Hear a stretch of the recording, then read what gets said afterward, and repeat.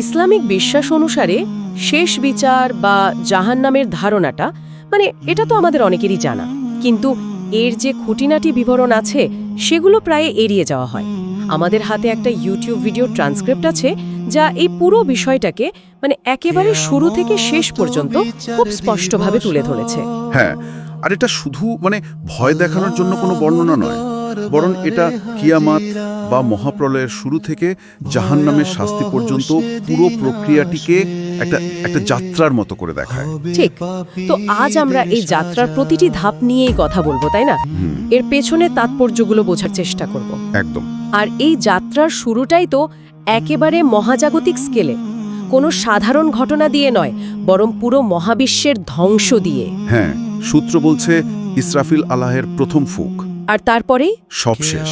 সব, লন্ডনের big ban থেমে যায়, নিউ ইয়র্কের স্কাই স্ক্রেপারগুলো সব ধসে পড়ে, সূর্য তার আলো হারিয়ে ফেলে, আর পুরো মহাবিশ্ব জুড়ে নেমে আসে একটা কবরের মতো নীরবতা। এই যে নীরবতার ধারণাটা, এটাই কিন্তু খুব গভীর। আমরা তো সবসময় একটা শব্দ, একটা কোলাহলের মধ্যে থাকি, ঠিক, কিন্তু এমন একটা অবস্থা ভাবুন তো, যেখানে সময় আর স্থান দুটোই তাদের অর্থ হারিয়ে ফেলেছে। আর এটা কতদিন চলবে তাও তো নির্দিষ্ট করে বলা নেই। 40 বছর, 40 দিন বা 40 ঘন্টা। হ্যাঁ, এটা হলো চরম অনিশ্চয়তার একটা পর্যায়, যেখানে আল্লাহর আদেশ ছাড়া আর কিছুই ঘটবে না। আর এই শূন্যতার পর যা আসে তা আরও নাটকীয়। ঠিক, এরপর আসে দ্বিতীয় ফুঁক। এটা কিন্তু ধ্বংসের জন্য নয়, বরং সৃষ্টির জন্য, পুনরুত্থানের জন্য। কবরগুলো সশব্দে ফেটে যায়, আর সেখান থেকে মানুষেরা একেবারে হতভম্ব আর ভীত অবস্থায় উঠে দাঁড়ায়। এটা কোনো শান্ত জাগরণ নয়, বরং এক চরম বিশৃঙ্খলা। হ্যাঁ, ভাঙা হাড় জোড়া লাগছে, শরীরে মাংস ফিরে আসছে, আর সবাই ধুলো মাখা অবস্থায় উঠে দাঁড়াচ্ছে। আর তাদের প্রথম প্রশ্ন থাকে, কে আমাদের কবর থেকে জাগিয়ে তুলল? কিন্তু উত্তরটা তো তাদের নিজেদের ভেতর থেকেই আসে। একদম, তাদের মনে পড়ে যায় এটাই সেই প্রতিশ্রুত দিন, এটা একটা ভয়ঙ্কর সত্যের মুখোমুখি হওয়ার মুহূর্ত। চারপাশে শুধু দিকবিদিক জ্ঞানশূন্য মানুষের চিৎকার আর ভয়, পালানোর কোনো জায়গা নেই, লুকানোরও কোনো উপায় নেই। ফেরেশতাদের কণ্ঠস্বর তাদের একটা নির্দিষ্ট দিকে একত্রিত হতে বলে, হাসরের ময়দানের দিকে। হাসর, এই বিশাল ময়দান যেখানে মানব ইতিহাসের শুরু থেকে শেষ পর্যন্ত সবাই একত্রিত হয়। হ্যাঁ, আদম থেকে শুরু করে পৃথিবীর শেষ শিশু পর্যন্ত কোটি কোটি মানুষ। আর পরিস্থিতিটা আরও অসহনীয় হয়ে ওঠে যখন সূর্যকে নামিয়ে আনা হয় ঠিক মাথার উপরে, মাত্র 1 মাইল উপরে। সেই তীব্র উত্তাপে মানুষের ঘাম ঝরতে শুরু করে। আর এই ঘামের বিবরণটাও তো খুব প্রতীকী, তাই না? খুবই প্রতীকী। পাপের পরিমাণ অনুযায়ী মানুষের ঘামের স্তর তৈরি হয়। কারো ঘাম গোড়ালি পর্যন্ত, এরা হয়তো ছোটখাটো পাপী হতে পারে, কারো হাঁটু পর্যন্ত, কারো কোমর পর্যন্ত, আর কারো ঘাম এতটাই হয় যে তারা তাতে হাবুডুবু খেতে থাকে, নাক মুখ ডুবে যায়। আর এই অবস্থায় তাদের অপেক্ষা করতে হয় 50,000 বছর। 50,000 বছর। এটা তো শারীরিক শাস্তির চেয়েও ভয়ঙ্কর মানসিক নির্যাতন। এই অনন্ত অপেক্ষার শেষটা হয় কিভাবে? শেষটা হয় আরেকটা নাটকীয় ঘটনার মাধ্যমে। আচ্ছা, এই অপেক্ষার অবসান হয় এক মহাজাগতিক গর্জনের মধ্যে দিয়ে। দীর্ঘ অপেক্ষার পর যখন মানুষ প্রায় হাল ছেড়ে দিয়েছে, তখন দূর থেকে হাজার হাজার আগ্নেয়গিরির একসাথে ফেটে পড়ার মতো শব্দ শোনা যায়। এটাই কি জাহান্নাম? হ্যাঁ, এটিই জাহান্নাম, যাকে টেনে আনা হচ্ছে। ভবনের বিশালত্ব, একে বসে রাখার জন্য 70,000 শিকল দিয়ে বাঁধা। আর প্রতিটি শিকল ধরে আছে 70,000 ফেরেশতা। ঠিক, তার প্রায় 5 বিলিয়ন ফেরেশতা লাগছে শুধু একে টেনে আনার জন্য। এটা তো কোনো জড় কারাগার নয়, বরং জীবন্ত। একে বর্ণনা করা হয়েছে একটা জীবন্ত, ক্ষুধার্ত আর ক্রুদ্ধ পশুর মতো, যা পাপীদের গ্রাস করার জন্য গর্জন করছে। একদম। হাসরের ময়দানের কাছে আসতেই এর ক্রোধ এতটাই বেড়ে যায় যে এর একটা বিশাল অংশ একটা আগুনের পাহাড়ের মতো মানুষের দিকে ছুটে আসে। সেই মুহূর্তে তো সবার মধ্যে চূড়ান্ত আতঙ্ক ছড়িয়ে পড়ার কথা, পালানোর কোনো পথ নেই। তাহলে কি হয়? ঠিক সেই শেষ মুহূর্তে যখন আগুন সবাইকে গ্রাস করতে উদ্যত, তখন জিব্রাইল আলাইহিসসালাম আকাশ থেকে নেমে আসেন। আচ্ছা, তার হাতে একটা ছোট্ট পাত্র, যাতে স্বচ্ছ তরল।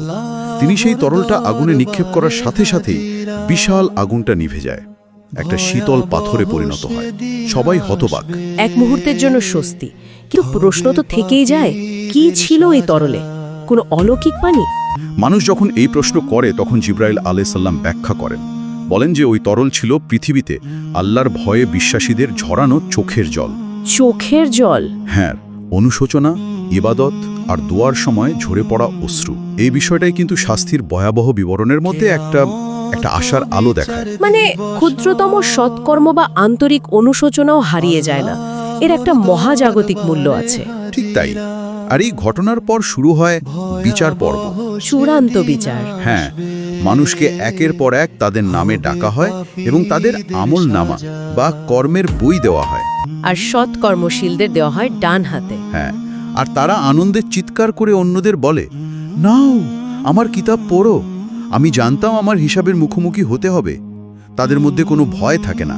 আর যাদের কাজের হিসাব ভালো নয়, পাপীদের বই দেওয়া হয় তাদের বাম হাতে, পেছন দিক থেকে, যা চূড়ান্ত অপমান আর লজ্জার প্রতীক।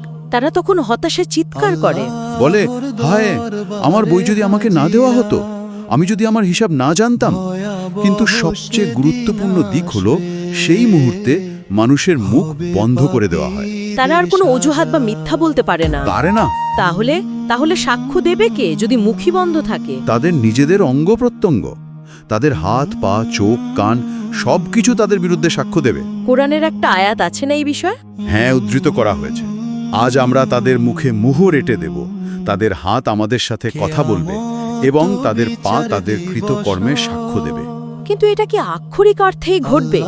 মানে আমাদের হাত পা কি সত্যি কথা বলার ক্ষমতা পাবে, নাকি এটা একটা রূপক? ধর্মতাত্ত্বিকরা দুটো ব্যাখ্যাই দেন। কেউ বলেন এটা আক্ষরিক অর্থেই ঘটবে, মানে আল্লাহর নির্দেশে জড়বস্তুও কথা বলতে পারে। আচ্ছা। আবার কেউ বলেন এটা রূপক।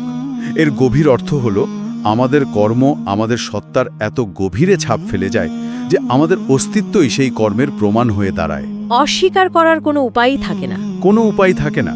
নিজের শরীরই যখন নিজের বিরুদ্ধে সবচেয়ে বড় সাক্ষী, তখন আর কোনো যুক্তির প্রয়োজন হয় না। নিজের অঙ্গ প্রত্যঙ্গই যখন বিশ্বাসঘাতকতা করে, তখন তো আর কিছুই বলার থাকে না। বিচার শেষে পাপীদের লোহার শিকল দিয়ে বেঁধে জাহান্নামের দিকে নিয়ে যাওয়া হয়। কিন্তু তার আগে তাদের একটি চূড়ান্ত পরীক্ষা দিতে হয়। সিরাত নামের সেই সেতু, তাই না? হ্যাঁ, সিরাত। এই সেতুটির বর্ণনা খুবই প্রতীকী। চুলের চেয়েও চিকন এবং তরবারির চেয়েও ধারালো। আর এটা জাহান্নামের ওপর দিয়ে জান্নাতের দিকে চলে গেছে। ঠিক। বিশ্বাসীরা তাদের সৎকর্মের আলো এটা পার হয়ে যায়। কারোর আলো এতটাই বেশি যে তারা বিদ্যুতের গতিতে পার হয়, কেউ ঝড়ের বেগে, কেউ বা দৌড়ে। কিন্তু যাদের আলো নেই বা যাদের পাপের বোঝা ভারী, তারা পা পিছলে নিচের অতল গভীরে, মানে জাহান্নামের মুখে গিয়ে পড়ে। আর জাহান্নাম বলতে আমরা যে একটা আগুনের গর্তের কথা ভাবি, সূত্র বলছে বিষয়টা তার চেয়ে অনেক বেশি জটিল। এর নাকি 7টি ভিন্ন স্তর আছে। হ্যাঁ, 7টি দরজা বা স্তর। আর এই স্তরগুলোর বিন্যাস কিন্তু খুব তাৎপর্যপূর্ণ। এটা শুধু শাস্তির তীব্রতা নয়, বরং কোন পাপকে কতটা গুরুত্ব হিসেবে দেখা হচ্ছে তার একটা নৈতিক মানচিত্র তুলে ধরে। যেমন প্রথম স্তরটির নাম জাহান্নাম। এটা তুলনামূলকভাবে সবচেয়ে হালকা শাস্তির জায়গা। এখানে সেই সব মুসলিমদের রাখা হবে যারা বিশ্বাসী ছিল, কিন্তু ধরুন সালাত বা অন্যান্য দায়িত্বে অবহেলা করেছে, এবং তাদের শাস্তি অস্থায়ী। আচ্ছা, এরপর দ্বিতীয় স্তর লাজা, যার অর্থ ভক্ষণকারী শিখা। এটা তাদের জন্য যারা ইসলাম বা আল্লাহর নিদর্শন নিয়ে উপহাস করত। আচ্ছা, আর তৃতীয় স্তর হলো সাকার। এটা তাদের জন্য যারা স্বার্থপর ছিল এবং দরিদ্রদের সাহায্য করত না। আর চতুর্থ স্তর হুতামা, যার অর্থ চূর্ণ বিচূর্ণকারী। এটা লোভী আর পরনিন্দাকারীদের জন্য। এই প্রথম 4টি স্তর তো লোভ, উপহাস, স্বার্থপরতার মতো পাপের জন্য, কিন্তু এর চেয়েও গুরুত্বর পাপ, যেমন ক্ষমতার অপব্যবহার বা বিশ্বাসঘাতকতা। ঠিক। এর পরের স্তরগুলো আরো ভয়ঙ্কর। পঞ্চম স্তর জাহিম বা জ্বলন্ত চুল্লি। এটা হলো অহংকারী ও অত্যাচারী শাসকদের জন্য। আর ষষ্ঠ স্তর সাইর বা প্রজ্বলিত আগুন, তাদের জন্য যারা পৃথিবীতে যুদ্ধ সৃষ্টি করত এবং নবীদের শত্রু ছিল। কিন্তু সবচেয়ে গভীর এবং ভয়ঙ্কর স্তর হলো 7টি হাউইয়া। হ্যাঁ, অতল গহ্বর। আর এটা হলো মুনাফিক বা ভণ্ডদের জন্য। যারা মুখে ঈমানের দাবি করত কিন্তু অন্তরে ছিল বিশ্বাসঘাতক। একদম। এই বিন্যাস থেকে একটা বিষয় খুব স্পষ্ট। এই কাঠামোতে ভণ্ডামি বা বিশ্বাসের সাথে প্রতারণা করাকে প্রকাশ্য শত্রুতার চেয়েও বড় অপরাধ হিসাবে দেখা হয়। কারণ এটি বিশ্বাসের মূল ভিত্তিকেই ভেতর থেকে ধ্বংস করে দেয়। ঠিক তাই। শাস্তির বিবরণগুলোও শিউরে ওঠার মতো। বলা হয় জাহান্নামের আগুন পৃথিবীর আগুনের চেয়ে ৭০ গুণ বেশি উত্তপ্ত। হ্যাঁ, আর পাপীদের চামড়া পুড়ে গেলে তাদের সঙ্গে সঙ্গেই নতুন চামড়া দেওয়া হবে, যাতে তারা অবিরাম শাস্তি ভোগ করতে পারে। ঠিক। আর পানীয় হিসাবে থাকবে ফুটন্ত পানি আর পুজ, আর খাবার হবে জাক্কুম নামের এক কাঁটাযুক্ত গাছ। এখানেও কিন্তু একটা প্রতীকী ব্যাপার আছে, তাই না? শাস্তিগুলো পাপের সাথে সম্পর্কিত। অবশ্যই। যেমন যারা পৃথিবীতে হারাম সম্পদ ভক্ষণ করত, তাদের পেটে জাক্কুমের মতো ভয়ঙ্কর খাবার দেওয়া হবে। এটা শুধু নির্যাতন নয়, এক ধরনের মহাজাগতিক ন্যায় বিচার।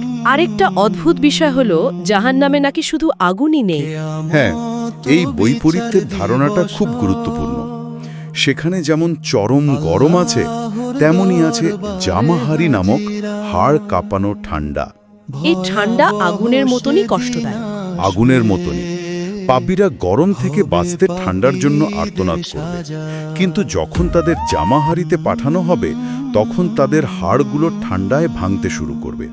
তখন তারা আবার আগুনের দিকে ফিরে যেতে চাইবে। মানে এক যন্ত্রণা থেকে পালিয়ে আরেক যন্ত্রণায় পড়া। কোনো স্বস্তি নেই। কোনো স্বস্তি নেই। সবচেয়ে হালকা শাস্তির বিবরণটাও তো অবিশ্বাস্য রকম ভয়ঙ্কর। বলা হয়েছে এক ব্যক্তির পায়ে 2টো জ্বলন্ত কয়লা রাখা হবে, আর তার তাপে তার মস্তিষ্ক টকবক করে ফুটতে থাকবে। কিন্তু সে ভাববে তার চেয়ে বেশি শাস্তি আর কেউ পাচ্ছে না। হ্যাঁ, মানে সর্বনিম্ন শাস্তিপ্রাপ্ত ব্যক্তিও নিজেকে সবচেয়ে বেশি নির্যাতিত মনে করবে। এটা তো শারীরিক যন্ত্রণার ওপর এক প্রচণ্ড মনস্তাত্ত্বিক চাপ। আর এটাই হয়তো মূল কথা। শারীরিক যন্ত্রণার চেয়েও বড় শাস্তি হলো আধ্যাত্মিক এবং মানসিক। একদম। সবচেয়ে বড় শাস্তি হিসাবে বর্ণনা করা হয়েছে আল্লাহর দর্শন থেকে বঞ্চিত হওয়াকে। কোরআনের আয়াতে বলা হয়েছে, নিশ্চয়ই সেদিন তারা তাদের প্রতিপালকের দর্শন থেকে পর্দার আড়ালে থাকবে। বিশ্বাসীর জন্য এর চেয়ে বড় অপমান বা কষ্ট আর কিছু হতে পারে না। আগুনের চেয়েও এই বঞ্চনা বেশি যন্ত্রণাদায়ক। এই পুরো বর্ণনার মধ্যে একটা অংশ আমাকে সবচেয়ে বেশি অবাক করেছে। জাহান্নামে প্রথম কাদের প্রবেশ করানো হবে সেই তথ্যটা। হ্যাঁ, এটা খুবই অপ্রত্যাশিত একটা তথ্য। আমাদের তো সাধারণ ধারণা হলো সবচেয়ে বড় পাপীরাই আগে যাবে, কিন্তু সূত্র যা বলছে তা একেবারেই অন্যরকম। বলা হয়েছে জাহান্নামে প্রথম যে 3 ব্যক্তিকে প্রবেশ করানো হবে তারা আপাত দৃষ্টিতে অত্যন্ত সৎকর্মশীল। যেমন একজন শহীদ যিনি ধর্মযুদ্ধে প্রাণ দিয়েছেন, একজন আলেম যিনি সারা জীবন জ্ঞানের জন্য বিতরণ করেছেন, এবং একজন দানশীল ব্যক্তি যিনি অকাতরে দান করেছেন। কিন্তু কেন? তাদের অপরাধটা কি ছিল? তাদের অপরাধ ছিল তাদের উদ্দেশ্য, মানে নিয়ত। আচ্ছা, শহীদকে যখন জিজ্ঞাসা করা হবে সে কেন যুদ্ধ করেছে, সে বলবে আপনার জন্য। কিন্তু আল্লাহ বলবেন, তুমি মিথ্যা বলছো, তুমি যুদ্ধ করেছিলে যাতে লোকেরা তোমাকে বীর বলে। আর পৃথিবীতে তাকে তাই বলা হয়েছিল। হ্যাঁ, একইভাবে আলেম জ্ঞানার্জন করেছিল যাতে লোকেরা তাকে জ্ঞানী বলে, এবং দানশীল ব্যক্তি দান করেছিল যাতে তাকে উদার বলা হয়। তার মানে তাদের সব ভালো কাজ ছিল লোক দেখানো, আল্লাহর সন্তুষ্টির জন্য নয়। ঠিক তাই। কর্মের চেয়েও কর্মের পেছনের উদ্দেশ্যটা এখানে বেশি গুরুত্বপূর্ণ। বাহ্যিকভাবে যা মহৎ কাজ বলে মনে হচ্ছে, ভেতরের উদ্দেশ্য যদি দূষিত থাকে তবে তার কোনো মূল্যই নেই। এটাই এই বর্ণনার অন্যতম প্রধান শিক্ষা। বাহ্যিক কর্মের বিশালতার চেয়ে অভ্যন্তরীণ বিশুদ্ধতাকে অনেক বেশি গুরুত্ব দেওয়া হয়েছে। একদম। এই 3 জন ব্যক্তির উদাহরণ এটাই প্রমাণ করে যে জবাবদিহিতার প্রক্রিয়াটি কতটা সূক্ষ্ম এবং গভীর। নয়, পুনরুত্থান, বিচার এবং শাস্তির প্রতিটি পর্যায়কে খুব স্পষ্টভাবে চিত্রিত করা হয়েছে, যা কেবল ভয়ের উদ্রেক করে না, চিন্তারও খোরাক যোগায়। ঠিক। আর এই বর্ণনার মূল বার্তা শুধু শাস্তি নয়, বরং কর্মফল এবং চূড়ান্ত জবাবদিহিতার একটা ধারণা।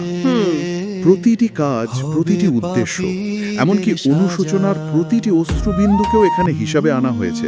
শারীরিক কষ্টের পাশাপাশি অনুশোচনা, লজ্জা এবং আধ্যাত্মিক অপমানের বিষয়টিও সমানভাবে গুরুত্বপূর্ণ। এটি এক নিখুঁত বিচার ব্যবস্থার চিত্র তুলে ধরে, যেখানে কোনো কিছুই উপেক্ষিত হয় না। একদম। এই বর্ণনায় এমন একটি বিচার ব্যবস্থার কথা বলা হয়েছে যেখানে মানুষের নিজের অঙ্গ প্রত্যঙ্গ তার বিরুদ্ধে সাক্ষ্য দেয় এবং বাহ্যিক বড় বড় কাজের চেয়ে অভ্যন্তরীণ উদ্দেশ্যকে বেশি গুরুত্ব দেওয়া হয়। এই ধারণাটি আত্মপরিচয় এবং ব্যক্তিগত জবাবদিহিতার বিষয়ে কি নতুন দৃষ্টিকোণ তৈরি করে। নিজের ভেতরেই একজন সাক্ষী থাকার ধারণাটি আমাদের দৈনন্দিন কর্মের উপলব্ধিকে কিভাবে প্রভাবিত